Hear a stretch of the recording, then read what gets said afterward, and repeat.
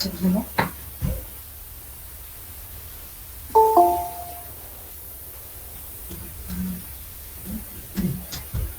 último caso, usar zipio chanca. Usar cochinero, cochinero, eso que es.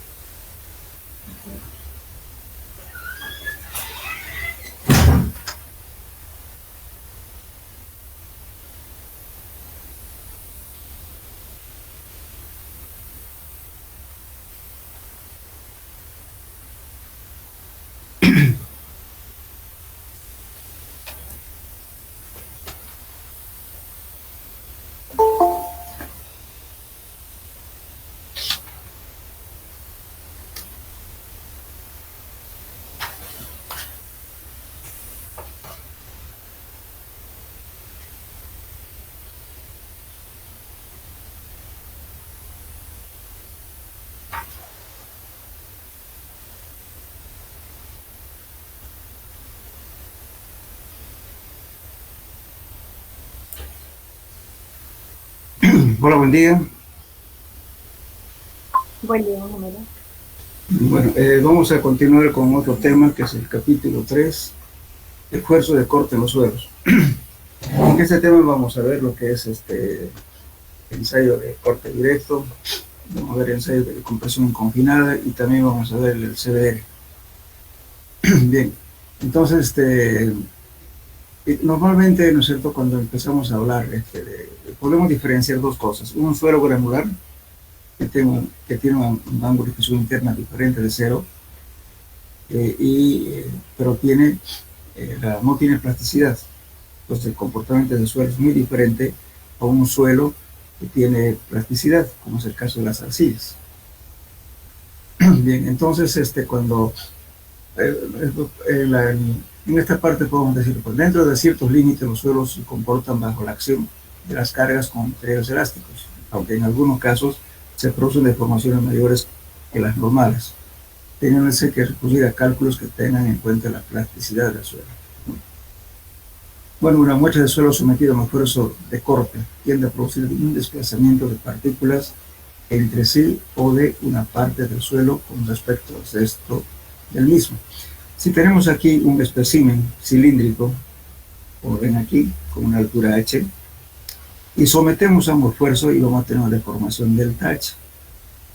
Entonces, cuando se da este caso, ¿no es cierto?, se dice que hay un disgregamiento de las partículas, en este caso, de tipo de formación. Esta figura, el B, que es esta más esta, se dice que la masa se dirige a lo largo de ciertas líneas de altura, o si la masa del suelo es plástica, se produce lo que se denomina fluencia plástica, donde este tipo de formaciones, para llegar a su altura, entonces se llama fluencia plástica. Bien, entonces, se dice que la masa desliza a lo largo de las líneas de altura, se dice que el suelo es plástico, se produce lo que se denomina fluencia plástica. Ahora, este caso C, que es ¿okay? Entonces, estos movimientos dentro de la masa del suelo tienden a ser contrarrestados por la llamada resistencia al corte del suelo. O sea, las arcillas, no todas tienen igual deformación. Va a depender justamente de su plasticidad, de otros factores, inclusive de su compacidad, si el suelo está más blando, si el suelo está más rígido, en fin. Entonces, lógicamente, que el comportamiento de esta deformación, cuando se somete a esfuerzos de corte, van a ser diferentes. Bien, entonces lógicamente para poder determinar el esfuerzo de corte hay varios ensayos. Por ejemplo, aquí vamos a ver uno de lo que se llama, basándonos en la ecuación de Coulomb, tau viene a ser, seguramente esta ecuación ya lo conocen ustedes, C viene a ser la cohesión del suelo, más la presión total, esto es el peso del suelo, ¿cierto? Dividido, mejor multiplicado por su altura h, por tangente de phi. Este phi es el ángulo de fricción interno. Ahora, si los suelos tuvieran presencia de agua, entonces tenemos aquí la cohesión más sigma prima, que este sigma prima es la presión neutra. Entonces es el gamma del agua multiplicado por una altura z cualquiera, por tangente de phi prima. Este phi prima se considera justamente a 2/3 de phi, cuando tiene presencia de agua. Bueno, entonces, si nosotros vemos acá en un ensayo, tenemos las presiones principales sigma 1 y sigma 3 en el sentido Y y en el sentido X, y la presión principal 2 está justamente en el sentido, digamos, X, Y, Z, ¿no? Entonces tenemos este tipo, digamos, de expresiones que estamos aplicando en un espécimen.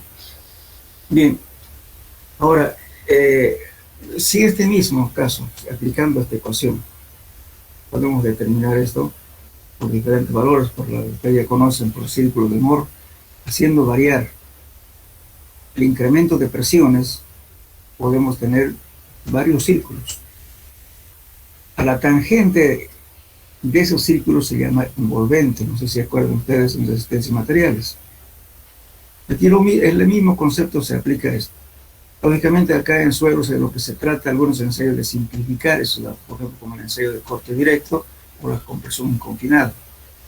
Entonces, si tuviera estos dos valores, la cohesión y el ángulo de fricción interna, sería este caso. Entonces yo tengo el círculo de Moore, y tengo aquí un valor tau, es el esfuerzo de corte, este sigma es la presión vertical. Este tiene un pequeño dibujito que está distorsionado. Este tau corresponde a este eje. Bien, entonces, trazando este envolvente, tangente a este círculo, aquí me corta este eje del esfuerzo horizontal, tau. Entonces, este valor desde aquí hasta acá es la cohesión. Entonces, este caso sería para un suelo que tiene ambas cosas, que tiene ángulo de fricción interna, además tiene cohesión. Entonces, la pendiente de esta recta es el ángulo de fricción interna. Entonces, un ensayo de corte directo, un ensayo triaxial, nos permite determinar justamente estos valores del círculo de Moore. Por ejemplo, en el ensayo triaxial vamos a hacer varios círculos, el cual nos va a permitir obtener esta recta. Ahora, en el corte directo hacemos un solo, un ensayo de triaxial simplificado en realidad, ¿no?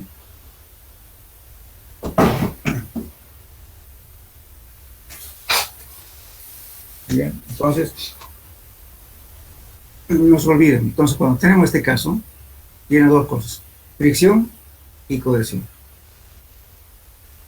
Ahora, si vemos en este esquema, aquí, este es el círculo de Moore, pero sin embargo, esta recta, el envolvente del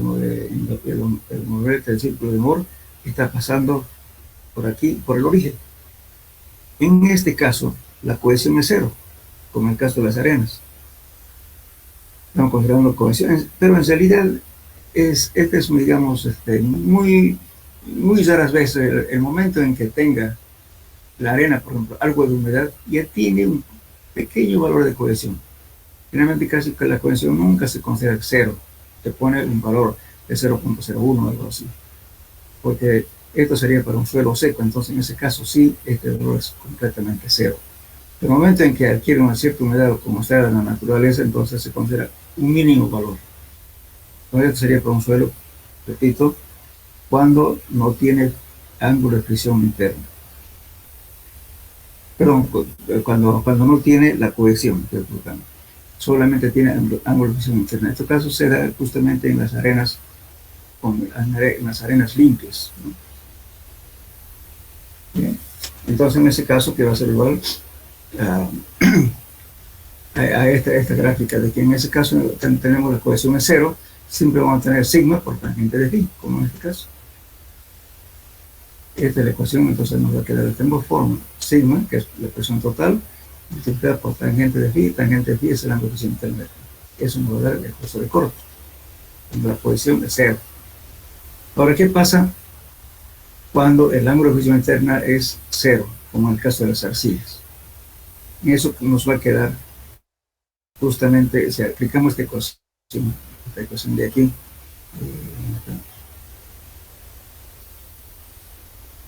esta ecuación. En ese caso, si hacemos que tangente de phi sea cero, en el caso de las arcillas, esto se hace cero. Y por tanto, el esfuerzo de corte es directamente igual al igual a la cohesión, este valor. La gráfica sería este caso, así. Entonces, no, ya el mover del círculo de Mohr sería directamente horizontal, ¿no?, paralela a este eje. Entonces, la expresión principal, sigma 1, tenemos esta fórmula de aquí. Entonces, lógicamente, este mismo valor también se puede representar mediante el ensayo de compresión inconfinada. Enseguida vamos a ver eso. Cuando la compresión inconfinada le aplicamos un esfuerzo axial, entonces estamos produciendo un valor en el cual va a producir una rotura. Ese de rotura lo llamamos por su 1. Si ese valor lo dividimos entre 2, es el valor de la cohesión. Si es que hacemos el esfuerzo de corte, de compresión inconfinada. Este es corte directo. Entonces, nuestro círculo en este caso va a ser para un suelo que sea netamente plástico, que no tenga ángulo de visión interna. Entonces, nuestra gráfica viene a ser esta. Bien, ahora vamos a definir como lo que está escrito. ¿Qué es cohesión? La cohesión se puede definir como la adherencia entre las partículas del suelo debido a la atracción entre ellas en la virtud de las fuerzas moleculares. Bueno, en suelos 1 ya hablamos de esto. ¿Quién me dice por qué la arcilla actúa diferente al caso de las arenas? ¿Alguien puede explicarme?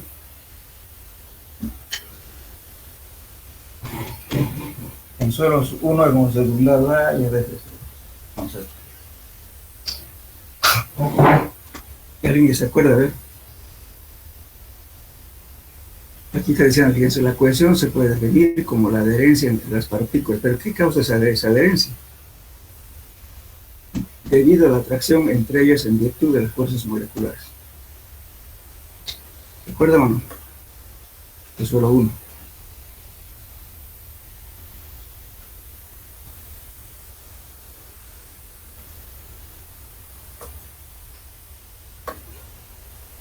Hola.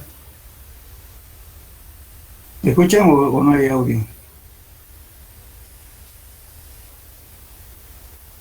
Hola, hola. Se escucha, ingeniero. Ya.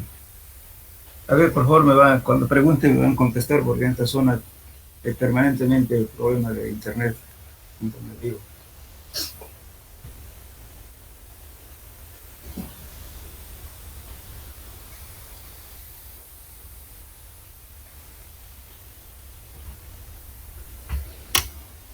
A ver, ¿se acuerdan de suelo 1 o no se acuerdan?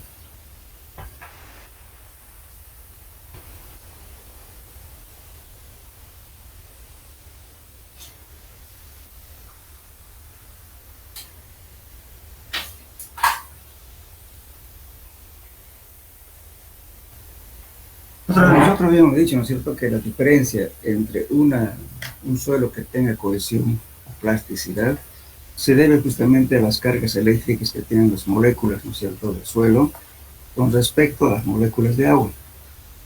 Ambos son dipolos, tienen carga positiva y negativa, pero sin embargo están dispuestos en forma de que estén entre signos contrarios.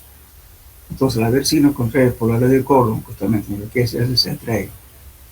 Entonces el agua es como un pegamento, ¿no es cierto?, que agarra a las partículas sólidas, une, no quiere separarse. Es el fenómeno que da de la plasticidad.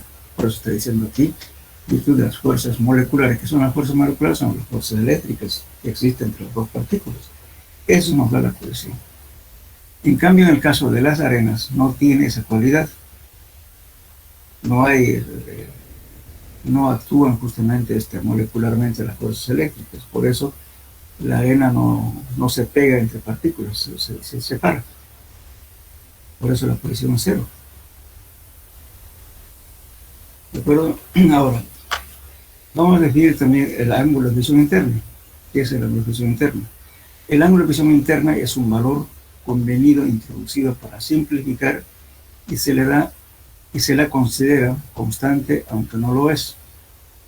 Lógicamente, en un suelo es totalmente variable, pero sin embargo, como decía al principio en suelo 1, idealizamos, hipotizamos la teoría para poder solucionar un problema. El ángulo de presión interna depende de la uniformidad de las partículas del suelo, del tamaño y forma de los granos y de la presión normal. Esto en árabes ocurre en la naturaleza, ¿verdad? Siempre en el suelo tenemos bastante variación de un punto a otro. Además, su compacidad también varía, no es uniforme, porque durante la formación del suelo no interviene el hombre, pues así es la naturaleza. Entonces, el ángulo de presión interna se llama ángulo de fricción interna, y este ángulo es análogo al ángulo de fricción entre cuerpos que se deslizan, en cuyo caso es el ángulo de fricción dinámica, y la tangente de phi de ese valor es el coeficiente de fricción. Eso sería entonces como definición del ángulo de fricción interna. Ahora vamos del módulo de elasticidad. Ustedes en resistencia y material ya vieron esto, ¿verdad? La cohesión o el módulo de elasticidad, ¿ya lo vieron? ¿Cómo se determina esto?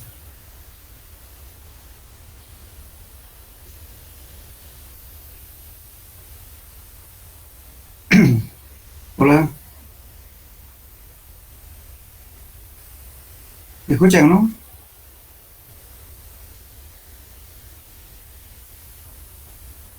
Sí, general, se escucha. Ya. Bueno, pues vamos a definir su módulo de elasticidad. Dice, el módulo de elasticidad es la pendiente de la curva esfuerzo de formación. Aquí lo vemos esto.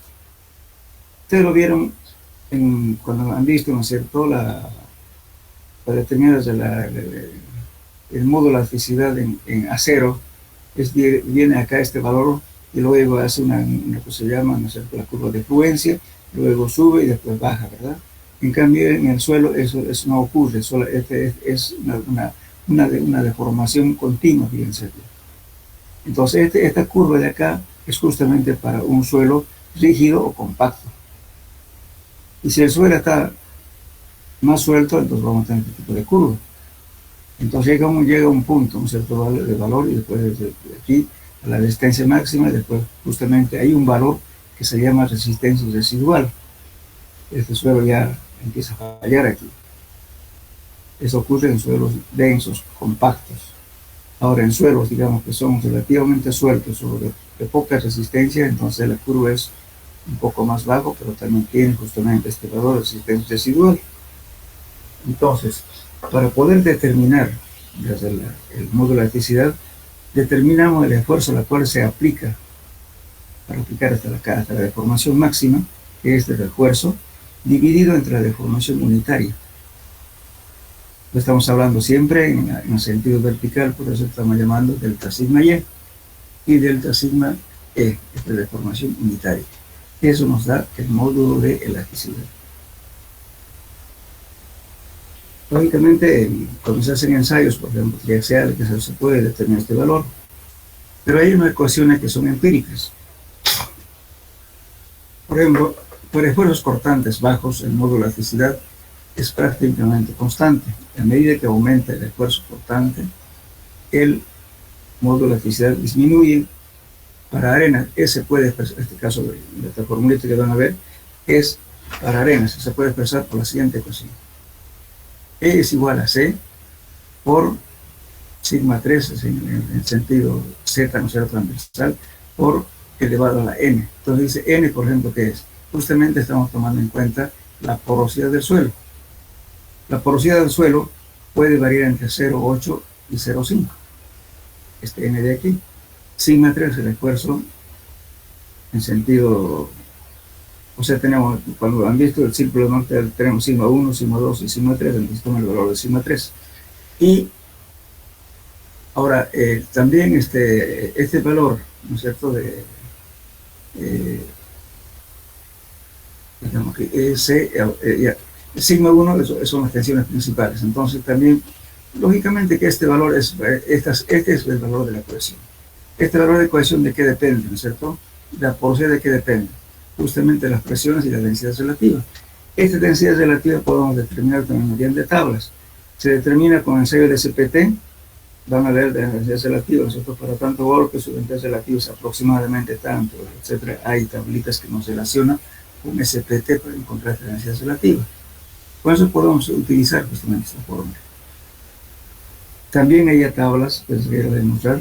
Hay tablas que están tabuladas justamente. Cuando usted tiene un N, dice, para tantos golpes, tome un módulo de elasticidad tanto. Pero si usted quisiera verificar, entonces tiene que encontrar estos parámetros para poder aplicar esta fórmula y conocer el módulo de elasticidad. Después tenemos el módulo de Poisson o Poisson, como decimos, ¿no es cierto? Igual que igual este módulo, el módulo de Poisson no es constante para intervalos de esfuerzos que se presentan en obras de ingeniería. Los valores típicos en este suelo varía de 0 a 0,40, pero generalmente se puede adoptar 0,5 para suelos saturados y 0 para suelos secos. Normalmente, para el caso de las arcillas, se adopta valores menores entre 0 a 0,2 a 0,3 a 0,35. En el caso de suelos gruesos, en vez de las arenas, que se adopta el 0,4 o 0,45. Hasta ahí son los valores que se acostumbra a adoptar el módulo de Poisson o de Poisson. Entonces el módulo de Poisson no es más que cosa de expansión unitaria en sentido Z y el sentido vertical. Eso nos relaciona, eso es el módulo U.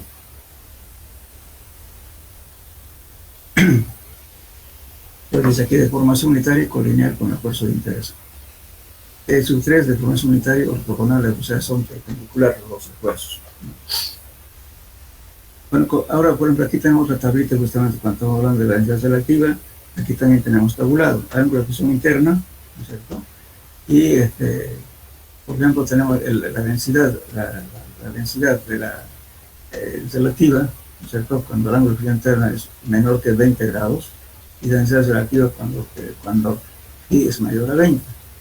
Entonces, si tenemos, por ejemplo, un grano redondeado uniforme, entonces podemos tomar 29 o 35. O si es redondo, buena graduación el material, podemos adoptar 32 o 33. Si es angular, uniforme, utilizamos 35 a 43. Cuando es angular con buena graduación, podemos utilizar 37 a 45, pero nunca mayor a 45. Generalmente siempre se trabaja con la densidad menores a 45. El ángulo de fricción interna también no es conveniente colocar mayores a 40. Siempre dentro del rango, ¿no es cierto?, de 40 para abajo. Entonces, el esfuerzo cortante en los suelos sin cohesión, como se dijo anteriormente, ¿no es cierto?, el esfuerzo total aplicado en un suelo es asistido por el esfuerzo de granos, sigma prima, que este es el sigma prima del esfuerzo efectivo. En suelo 1 definimos que el esfuerzo efectivo era el esfuerzo que soporta la parte sólida, ¿verdad? Y todo lo que está con el agua se llama esfuerzo neutro. Entonces aquí tenemos el esfuerzo total, viene a ser este de aquí, sigma. Esfuerzo efectivo más la presión neutra, o también se llama presión intersticial. Ahora, si queremos sacar presión efectiva, lógicamente vamos a despejar de aquí, vamos a tener presión total menos la presión neutra. Entonces estamos hablando aquí. Como la resistencia del esfuerzo cortante es un fenómeno de rozamiento, depende del esfuerzo cortante en la falla. En arenas húmedas se puede descubrir la cohesión de esta forma. Aquí tenemos, lógicamente, si es arena fina, estamos diciendo que el ángulo de fusión interna perdón, que la cohesión es cero, entonces de nuestra ecuación nos va a quedar directamente la presión efectiva multiplicada por tangente de phi. Pero este valor, presión efectiva, ¿qué es? A la presión total menos la presión neutra. Eso lo vimos también en suelos 1. Eso multiplicado por tangente de phi, eso nos da el esfuerzo por tanto, ¿no es cierto? La resistencia del corte aplicando la ecuación de Coulomb. El esfuerzo neutro hidrostático existe en la naturaleza muchos casos de esfuerzo neutro hidrostático principalmente al nivel freático y las fluctuaciones. Aquí vamos a ver en una arena seca el esfuerzo es vertical producido por el paso fuerte de la arena, la profundidad seca. En este caso directamente es gamma el suelo, o sea, tal como se encuentra en el sitio, multiplicado por la altura z. Ahora el tau es lo mismo el gamma multiplicado por z, pero por tangente de phi. Aquí le falta aquí, por tangente de phi.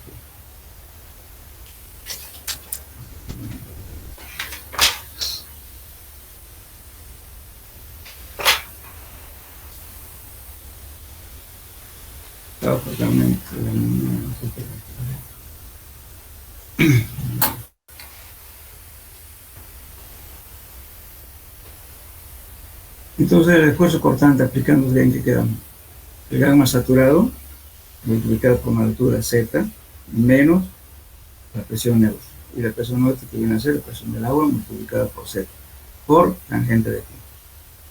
Este ejemplo después lo vamos a hacer en la parte de ejemplos. Vamos a continuar con la teoría.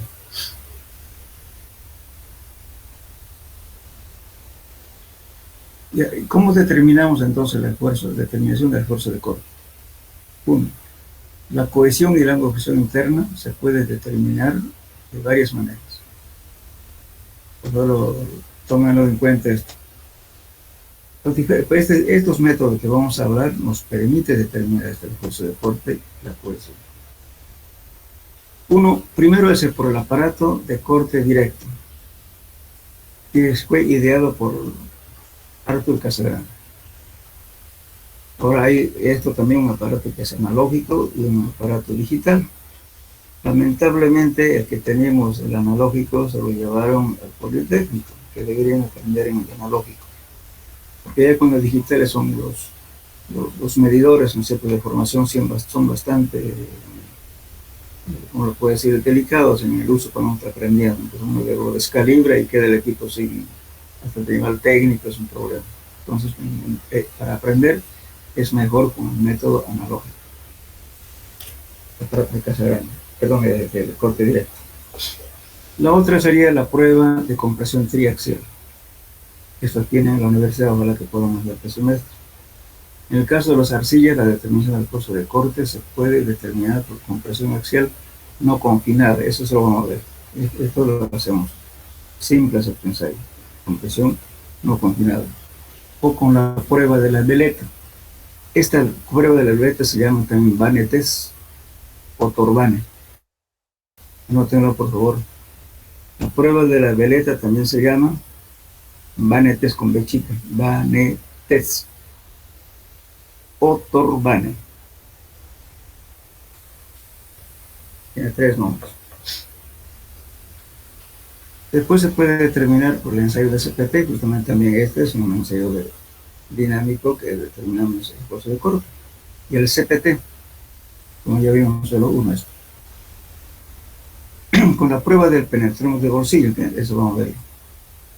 Por la capacidad de soporte California, ¿no? Este es el famoso CBR. El CBR, es, como digo en inglés, es California Bearing Rating. Entonces lo conocemos como capacidad de soporte California. Pero no estamos acostumbrados siempre a hablar simplemente CBR. Después el otro es ensayo de carga sobre placa, o ensayo de placa, que esto me lo llaman. Entonces tenemos en cuenta por métodos. Corte directo, tenemos el ensayo triaxial, tenemos después la compresión axial no confinada y la prueba de la veleta, tenemos el CPT, la prueba del penetrón de bolsillo, CDR y el ensayo de placa o ensayo de carga sobre placa. Los métodos nos permiten determinar los valores de fuerza de corte. Bien,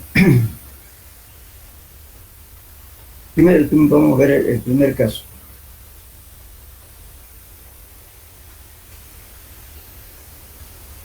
En el primer caso vamos a ver prueba de corte directo. Esta prueba se realiza con el aparato de casa grande o aparato de corte directo. Figuras entonces, ¿qué es esta de aquí? Esta es una prueba analógica. Este equipo lo tenían ustedes en... Yo no sé por qué lo transfirieron al Politécnico. Esta es una foto justamente del laboratorio antiguo. Si pueden recuperarlo sería mejor, para que aprendan esto. Fíjense en qué consiste este ensayo. Vamos a ver. Y resulta que aquí hay una caja, aquí está la caja de corte, es partida horizontalmente.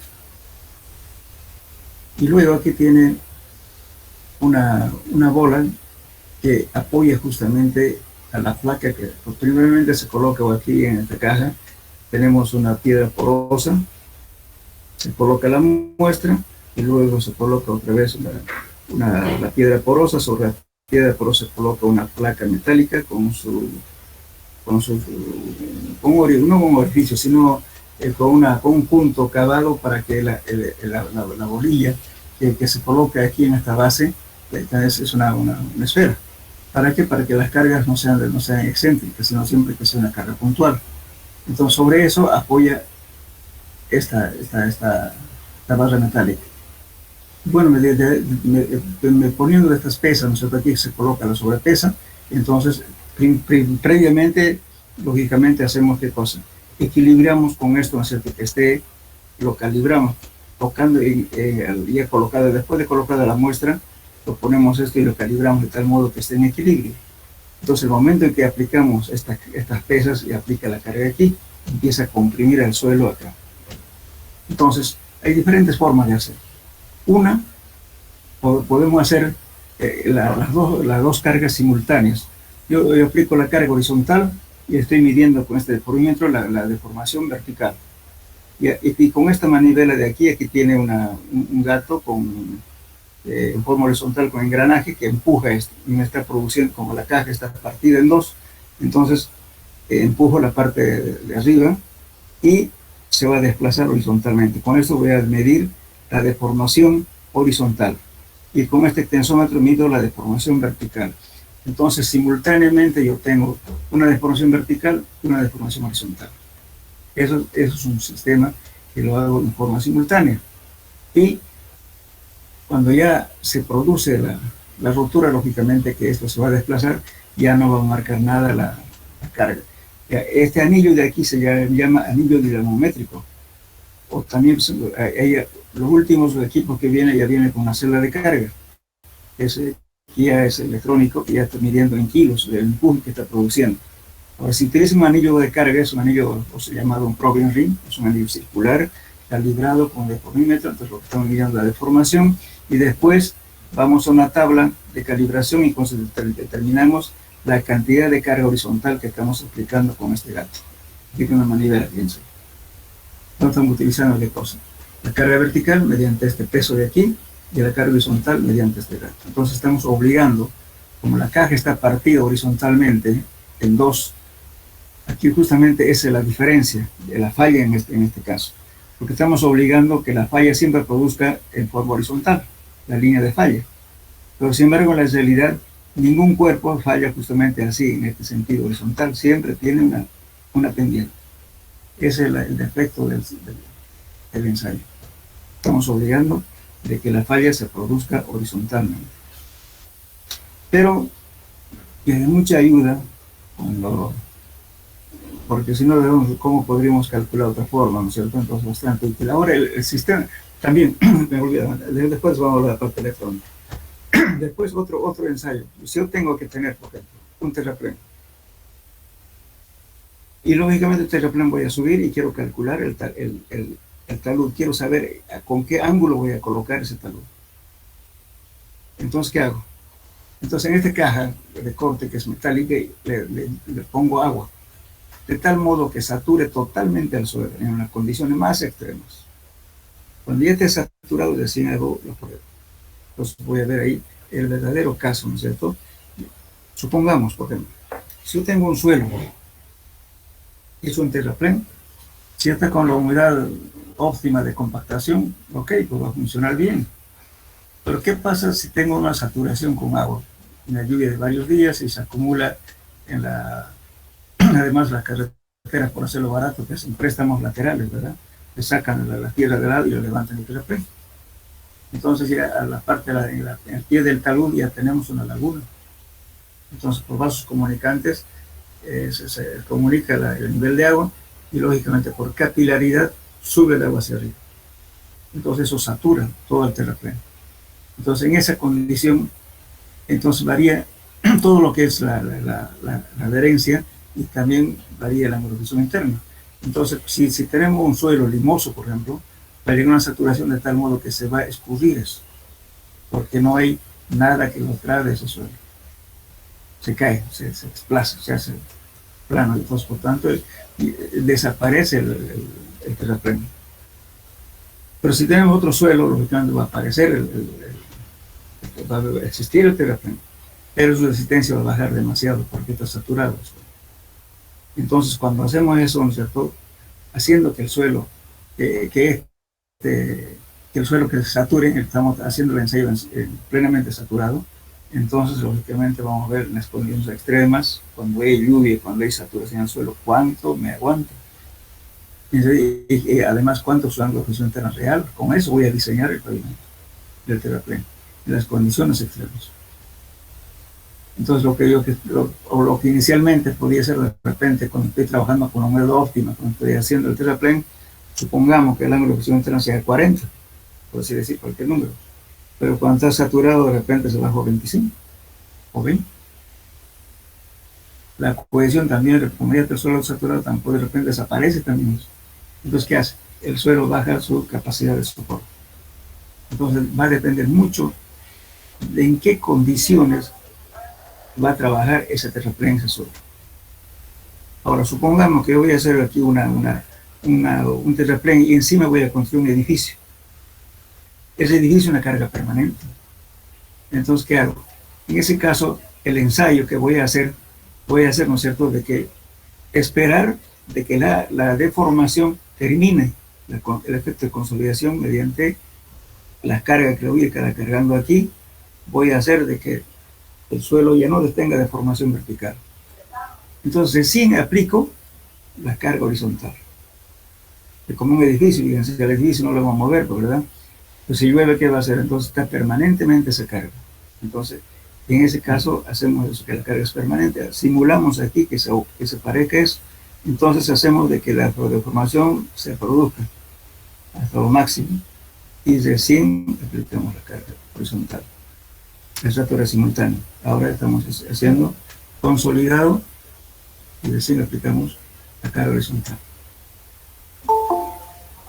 Bueno, repito, ¿no es cierto? Entonces, mucho depende, por eso es importante cuando uno dice, hágame un ensayo de corte. ¿Para qué tipo de estructura? ¿Y cómo va a ser su estructura? ¿Para qué es? Realmente cuando estamos construyendo, ¿no es cierto?, terraplenes, por eso muchas veces hacen edificios después de que, se termina el edificio, está unos años, pero viene algún evento muy especial, resulta que se cae el edificio. Justamente porque no le hemos hecho una buena evaluación para poder determinar qué ángulo de presión interna vamos a tomar y cuál es la cohesión. Entonces, mediante este ensayo, ¿qué obtenemos? Tau. ¿Qué es esto? Tau. Directamente, porque este es un método simplificado. Tau va a ser directamente la carga horizontal dividido entre el área de la caja de corte. Directamente. Por eso es un método simplificado. Entonces, es el ensayo más fácil de hacer. Entonces, voy a hacer la carga horizontal, pues como estoy variando las cargas, ¿no es cierto?, para obtener esta recta. Esto voy a obtener. Aquí, fíjense, no estoy trazando un círculo de Mohr, sino me está dando equivalente a la corriente del círculo de Mohr. Entonces voy a ir aplicando una carga y voy a ir aplicando carga vertical. Entonces, el esfuerzo de corte, perdón, tenemos también al revés. Este es el esfuerzo horizontal, carga pH dividida entre el área. Este es carga vertical sobre el área. Entonces, cuando voy aplicando carga vertical, aquí voy a tener esto. Y el horizontal es para cada punto. O sea, esta recta se hace con unos 3 o 4 ensayos como mínimo, mejor si es 5. Porque voy a aplicar una carga determinada, voy a esperar, ¿no es cierto?, la carga vertical, cuánto deforma, luego voy a aplicar la carga horizontal. Entonces voy a tener un punto. Después otra vez preparo la muestra y otra vez aplico la carga, pero con mayor carga. Sucesivamente voy a ir obteniendo varios puntos. Entonces esos puntos tienen que ser colineales para trazar esta recta. Cuando no son colineales, entonces se interpolan, pero no deben estar muy lejos. Por eso siempre es conveniente hacer mínimo 5 puntos. Hay mucha gente que son muy técnicos, que creen mandrakes, ¿no?, que sacan todo bien. Entonces hacen 2 puntos y trazan esta recta. Eso no es conveniente, porque puede ser que uno de los puntos esté equivocado. Pues me va a dar una recta así o así, no sé. Entonces, por eso siempre es conveniente poner puntos intermedios, mínimo 4. Entonces, con eso nos va a permitir trazar esta recta. Y simplemente con un transportador medimos este, es el ángulo phi, es el ángulo de fusión interna. Y lo que corta el eje aquí, que eso va a ser carga horizontal, divide entre el área de corte, eso aquí nos va a dar esa cohesión. Este es el valor de la cohesión. Esto es un método simplificado. Lo mismo vamos a hacer en el ensayo triaxial, pero es más moroso. Cuando las pruebas están bien hechas, según autores, los resultados obtenidos de la cohesión y la angulación interna con respecto al triaxial, hay una variación de un 10%. Eso es lo que dice. Bien, ahora también tenemos algunas fórmulas empíricas. Por ejemplo, para suelos granulares, con más del 5% de arena fina y limo, podemos aplicar esta fórmula. 25 más 0,15 por compacidad relativa. Este compacidad relativa lo podemos detener de las tablitas. Cuando hacemos el ensayo CPT, dice para 15 golpes, tanto compacidad relativa, para 20, tanto, para 25, tanto, etc. De ahí podemos adaptar este valor. Entonces podemos calcular el ángulo phi en forma indirecta. Para suelo granular con menos del 5% de arena fina y limo, entonces aplicamos la fórmula 30 más 0,15 por compacidad relativa. Y la compacidad relativa la obtenemos mediante el ensayo de penetración estándar. Esa fórmula se aplica. O si no, directamente las tablas que existen o los ábacos, pero es mejor por lo menos aplicar una fórmula en caso de no hacer este ensayo. Preguntas hasta acá, jóvenes.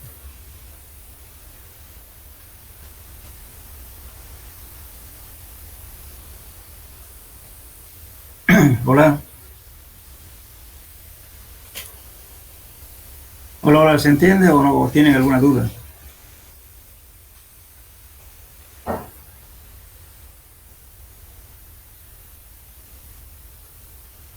Hola, ¿me escuchan? Se entiende, ingeniero. Ya. Cualquier duda, entonces me avisan, por favor. Este ensayo lo van a hacer ustedes en laboratorio.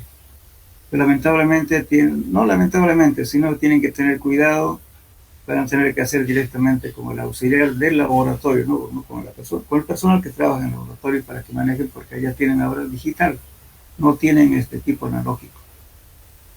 Entonces, háganse un grupo grande y miren, tomen datos y van a ir graficando y van a determinar justamente el ángulo phi y el ángulo C en las diferentes condiciones de carga. Finalmente, ahora en el caso de las arcillas, por ejemplo, cuando estamos utilizando, digamos, esperando la deformación total y después se aplica la carga horizontal, en ese caso es necesario utilizar el digital. ¿Por qué? Porque el equipo va marcando la deformación en forma permanente día y noche. Esa es la ventaja del equipo digital. En cambio, en el ensayo triaxial tenemos que hacer nocturnos cuando queremos hacer eso.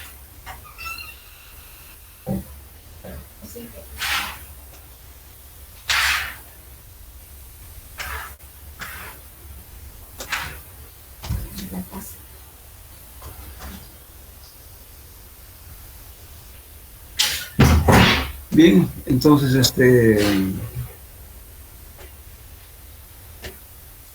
está claro, ¿no es cierto? No tenga miedo de hablar y pregunten si no entendieron, les voy a aclarar las cosas. Me olvidaba decirte, muchas veces las muestras no se pueden extraer inalteradas. No me han preguntado eso. Entonces, lo ideal es sacarse, no sé, una máquina alterada con un pequeño bloque, ¿no? Puede ser 20 por 20 o 30 por 30.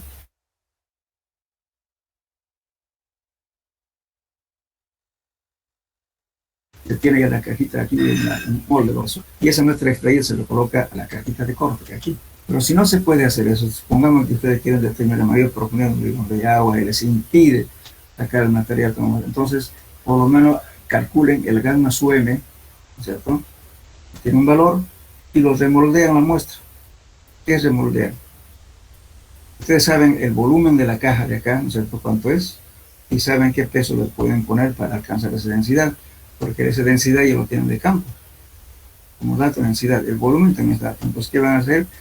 Van a saber simplemente qué peso de la muestra va a entrar a la cajita. Están haciendo muestras remoldeadas. Es frecuente eso. No son por eso valores tan exactos, pero tampoco tan lejos, digamos, de la realidad.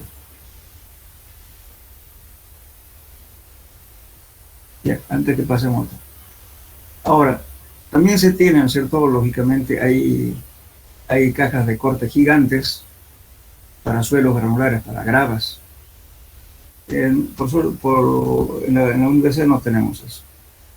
No tenemos eso. Tenemos de este equipo para suelos arenosos o para suelos finos, pero no tenemos para grava. Pero sin embargo, se ha demostrado, si tenemos grava, y entonces, ¿cómo se mide la ángulo de visión interna? Sabemos que la cohesión va a ser directamente cero. Supongamos que está entre material de río o cualquier acopio de material granular. No les va a permitir hacer el ensayo de corte. En ese caso, simplemente se trae el camión que va a venir en la parte plana, la volqueta, descarga. Cuando descarga, pues, lógicamente va a tener una pendiente, ¿verdad? Con la acumulación del material. Entonces, ¿qué hacen? Le miden esa pendiente con un transportador. Ese es el equivalente a la ángulo de visión interna, solamente para suelos muy gruesos, que son arenas con grava o gravas, en ese caso. No tiene mucha variación. Hay muchos autores que recomiendan hacer ese ensayo. Sino ¿qué valor va a adoptar? Es difícil. De que hay equipos, pero en nuestro medio no tenemos un equipo gigante para hacer un corte directo de gravas. También se puede hacer ensayos triaxiales, ¿no? Que se llama de muestra gigante, que llamamos de 15 centímetros de diámetro. Se puede hacer, pero es un caso muy especial eso, porque hay que tener equipos más grandes para poder hacer ensayos. Se puede hacer en triaxial también, son suelos granulares. Después al final del tema vamos a ver eso.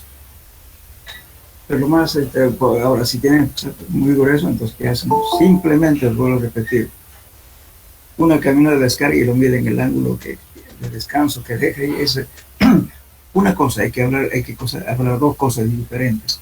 Uno es el ángulo de reposo, otro es el ángulo de fricción interna.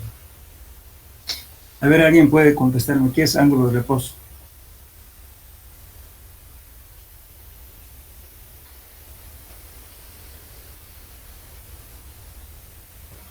Hola.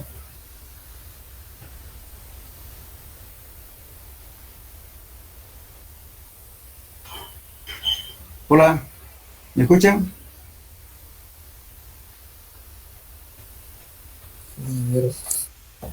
Ya, supongamos, miren, el ángulo de fricción interno, como dijimos, ¿no es cierto?, es equivalente, por la definición que dijimos, haciendo un plano inclinado, ¿verdad? Hasta la tangente de eso va a ser el ángulo de fricción interno. Pero el ángulo de reposo, que viene un camión, supongamos, de arena, se acumula en forma natural, forma una pendiente, ¿verdad? esa pendiente es ángulo de reposo. Pero la fricción es la interacción que existe internamente entre granos. Esa es la fricción interna. Es lo que estamos diciendo, que es justamente mucho la definición al principio. En cambio, usted puede traer arcilla y le va a echar un montón de piedra ahí, la copia que se llama, ¿no es cierto? Entonces va a formar un ángulo. Ese ángulo es reposo, pero no es equivalente al ángulo de fricción interna de ese material. Es diferente.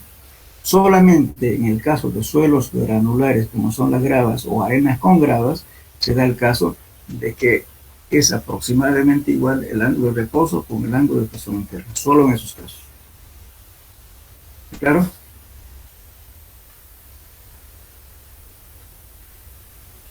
Si me entendieron, bien, pero si no, díganme, si no entendimos, lo voy a repetir. No puedo leer, tenía... Ya. Supongamos, hablemos de Limo.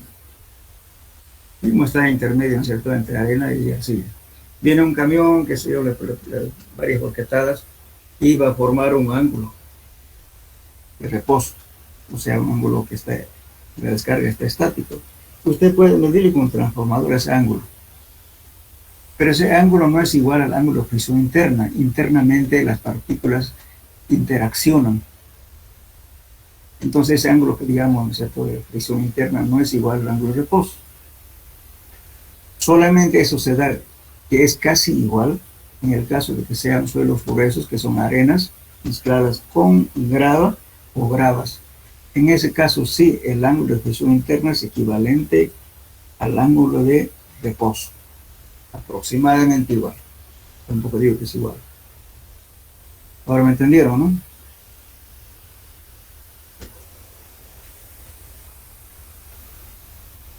Bien. ¿Hasta qué hora tenemos clases? 8:30, ¿no? 8:15.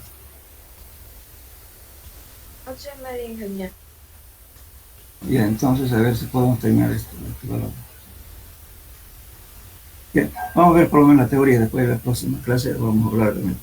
Otro de los métodos de hacer los ensayos es justamente la compresión inconfinada, o también se llama compresión axial no confinada.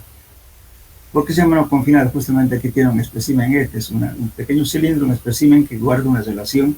Enseguida vamos a ver eso. Que la altura tiene que ser 2 veces el diámetro, o 2.5 como máximo el diámetro de esta altura. Entonces esto solamente se hace para suelos que tienen plasticidad, no se puede hacer en arenas, porque dicen no confinadas porque no hay nada que la confine a la muestra. Es un espécimen sacado, ¿no es cierto?, de los materiales que tienen cohesión. En ese caso. Entonces el ensayo de compresión inconfinada, este ensayo se realiza para determinar parámetros de resistencia de un suelo, como ser la cohesión C y resistencia a la compresión axial, deformabilidad y el ángulo de visión interno. La realización de este ensayo está limitada exclusivamente para los suelos que poseen cohesión, cuando no sirve para arenas esto.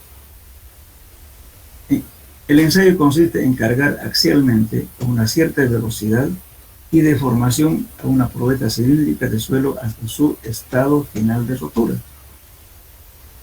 La única solicitación que se somete al suelo es axial, o sea, la carga vertical. Por esta razón se lo podría considerar como un caso particular de ensayo con presión triaxial. Justamente a la hora los valores en dirección Z y X es 0, por eso dice que es donde la tensión principal sigma 3 es 0. Solamente existe una dirección, que es vertical, sigma 1. Y se determina con presión no confinada. Muy bien. Ahora, ustedes tienen en el laboratorio un digital, mejor que este equipo. Pero en muchos laboratorios todavía usamos este tipo de equipo. Este es un anillo de carga. En inglés lo llaman probing ring. Este deformímetro que viene aquí está midiendo cuando esté aplicando una carga. Entonces este se va deformando, este anillo se va deformando.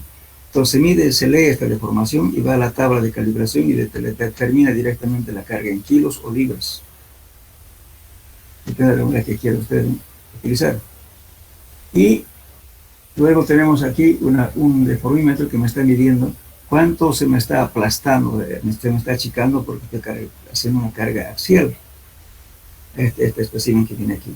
estoy aplicando una carga vertical y por cierto, entonces este espécimen se va a ir achicando. Entonces voy a tener justamente una deformación vertical. Muy bien. Entonces vamos a cargar, ¿no es cierto?, hasta que se produzca la rotura. Entonces ese valor de rotura QSU, que es la capacidad última de resistencia, ¿no es cierto?, al esfuerzo de compresión, si lo divido entre 2 es el valor de la cohesión. Este ensayo está bastante útil.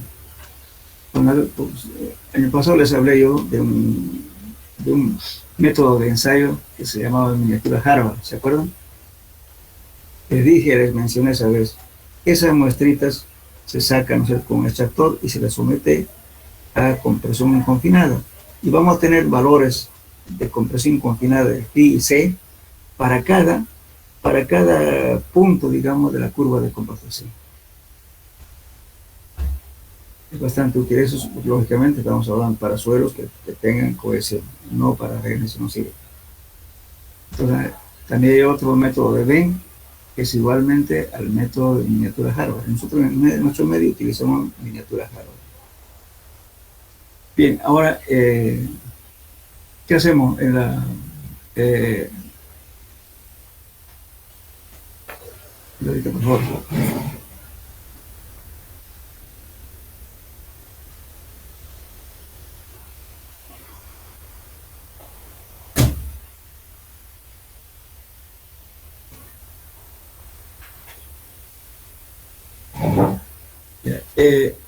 Bueno, entonces lógicamente vamos a determinar la deformación unitaria, que es el L sobre el sub 0, el esfuerzo de la presión sobre el área, etcétera. Vamos a hacer. ¿Por qué estamos llamando P'? Que fíjense, pues, para que se produzca una ruptura, ¿qué es? Presión, que es la carga máxima sobre el área. Pero lo estamos llamando aquí P'. ¿Qué es P'? Para cada instante de carga, este P va a ir variando. Y también va a ir variando el área, que es el área del espécimen, el área transversal del espécimen. Cuando si al inicio va a ser simplemente P entre A, pero para cada incremento de carga, esto va a ir variando. Entonces la deformación unitaria también va a ir variando. ¿Por qué? Porque lo estamos aplastando, ¿no? Como es arcilla, entonces eso se va comprimiendo y va produciendo una deformación. Entonces nosotros tenemos que calcular la presión de rotura utilizando P' sobre A'. Pero antes que lleguemos a esto, ¿cómo se prepara esta muestra? Podemos utilizar un mochador de pared delgada llamado tubo Shelby. Entonces sacamos, de cualquier profundidad podemos sacar las muestras. Entonces lo único que hay que controlar cuando se saca la muestra, al recuperar la muestra del tubo, se saca justamente el porcentaje de alteración, tanto por diámetro como por longitud. Entonces esa muestra se considera inalterada. Ahora, si no un pequeño bloque, si es un bloque, entonces ¿qué hacemos? Cortamos aproximadamente un cilindro mediante un torno, que fíjense aquí tiene un tornito, y se coloca la primera muestra, ¿no? Se va girando y vamos cortando hasta aproximar el valor del diámetro que queremos nosotros determinar, y luego se coloca este torno. Aquí tiene estas 3 barras, 1 barra o 2 barras, esto tienen ustedes en laboratorio. Entonces se hace con un cortador, un alambre parecido ¿cómo puedo decir? Parecido a lo que tocan el violín, ¿no? Un arco y una cuerda fina. Entonces se cruza esa cuerda y va cortando. Entonces le moldea completamente cilíndrica el diámetro que quiera. Entonces siempre buscando la relación diámetro-altura. Una vez moldeada de esa forma, entonces se coloca la prensa aquí para hacer la compresión inconfinada. Ahora, este gato que ven aquí es mecánico, no es conveniente utilizar un gato hidráulico, porque cuando aplico la carga tiene que ser un movimiento continuo. Estamos controlando con qué deformación voy a ir haciendo por minuto, o sea, la velocidad ya está determinado por norma. Dice de tanta deformación por una unidad de tiempo. Entonces ustedes con un cronómetro y luego van haciendo que gire el gato mecánico, no es hidráulico. Entonces es un movimiento continuo hasta que se produce la rotura. Por eso es conveniente siempre utilizar este tipo de gato que sea mecánico, que tiene engranajes. En cambio, el gato hidráulico es mediante una bombita hidráulica, ¿verdad?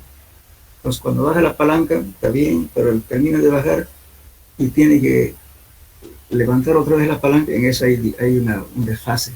Entonces, las curvas que va a hacer van a salir mal. Por eso no es conveniente utilizar una prensa hidráulica. Tiene que ser un gato mecánico con engranajes, así que le dé una velocidad constante. Por eso es importante esto. Bien, entonces vamos a ver ahora por qué necesitamos, ¿no es cierto?, de que esta altura del espécimen que vamos a probar no sea muy alto ni muy chato.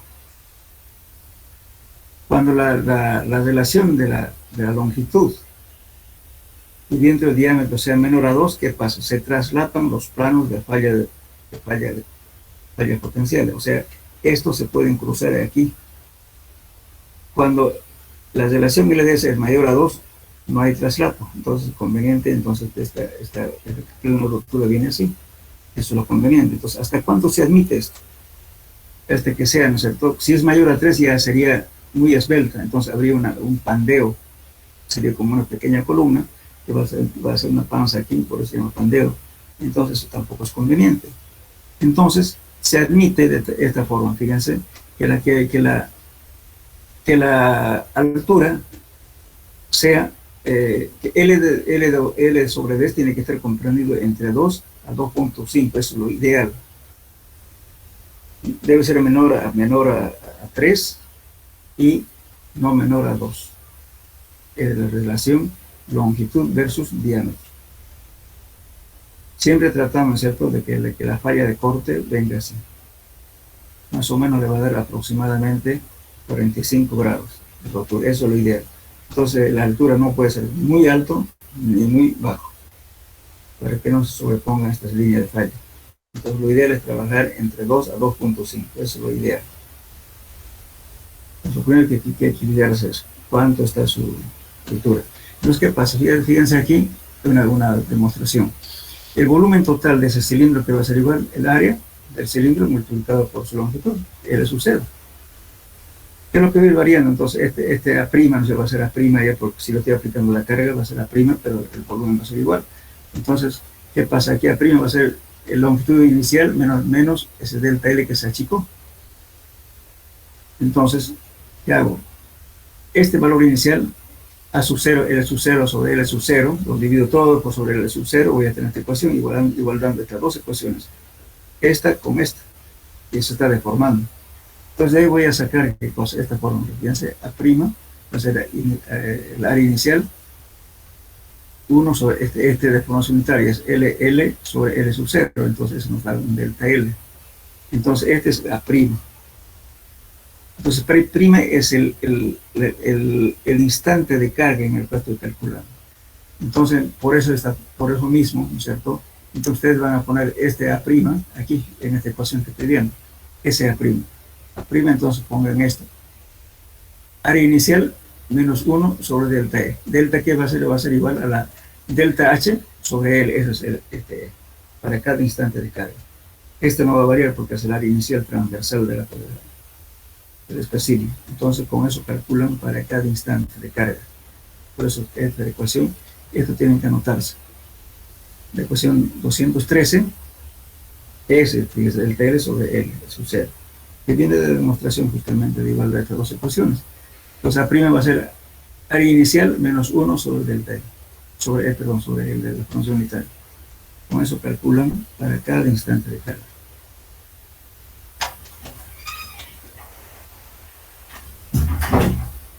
Entonces, con eso grafican. Bueno, antes que lleguemos al ejemplo, para la próxima clase le voy a indicar cómo se hace el ensayo. Aquí un ensayo desarrollado. Pero básicamente, el espécimen queda así, fíjense. Esta es la base de la prensa. Aquí una placa inferior y luego se coloca una piedra porosa. Luego se coloca la muestra, cuidando de que, ¿no es cierto?, que la longitud de esta muestra esté comprendido entre 2 a 2.5. Ese es el diámetro, la altura. Luego encima se coloca otra piedra porosa, luego una placa metálica superior, y aquí se coloca una pequeña hendidura para que apoye esta bola, para que no resbale. Y igualmente aquí una pequeña hendidura. ¿Para qué? Para que la carga no sea excéntrica, que esta carga no me empuje así, sino siempre sea vertical. ¿Para qué? Para que esta deformación sea continua y uniforme. Por eso se coloca esta bola. No es directo, este es el pistón de la carga, el pistón de la prensa. Entonces, si lo pusiera directamente este pistón a por esta placa, puede ser que esta esquina, ¿no es cierto?, tenga una pequeña excentricidad, entonces mi carga va a estar excéntrica, no va a estar puntual aquí en el centro. Por esa misma razón se coloca esta pequeña esfera aquí, de tal modo que la carga siempre esté centrada al centro. Por eso. Entonces, esta es la disposición de la muestra de suelo que se coloca en la prensa. Bueno, entonces la próxima clase vamos a ver un ensayo de compresión. Aquí vamos a ver, y luego vamos a ver el ensayo. Por favor, la próxima clase, antes de llegar al ensayo triaxial, para que ustedes vayan avanzando en su laboratorio, esto pueden hacerlo ya. El ensayo de consolidación ya lo vimos, no sé si voy a preguntarle al auxiliar, tiene que coordinar con los del laboratorio para que ellos hagan una muestra representativa, ensayo de consolidación. Y luego vendría este ensayo, que es compresión, perdón, primero el ensayo de corte, lo que vimos aquí. Después este ensayo de compresión, que tienen 2 ensayos, fíjense, en este tema. Después vamos a ver, para que tengan tiempo, va a ver justamente el ensayo de CBR. Vayan repasando cómo se hace el Proctor T180 modificado. Todo lo que es compactación, repasen por favor un poco, porque eso vamos a aplicar aquí para el ensayo de CBR. Después vamos a ver, este es un aparato que se llama penetrómetro de bolsillo. Está basado justamente en la teoría de Terzaghi, este aparato. Lo voy a explicar la próxima clase. Bueno, como tienen clases, creo que ustedes lo dejaremos aquí las clases, y la próxima clase vamos a ver el ensayo de compresión inconfinada. ¿Preguntas? ¿De repente tienen duda?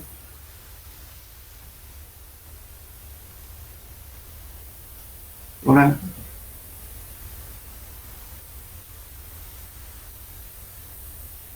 ¿Me escuchan? Sí, sí. Bueno, dejaremos aquí entonces, por favor. Ya, la próxima clase continuamos con el ejemplo.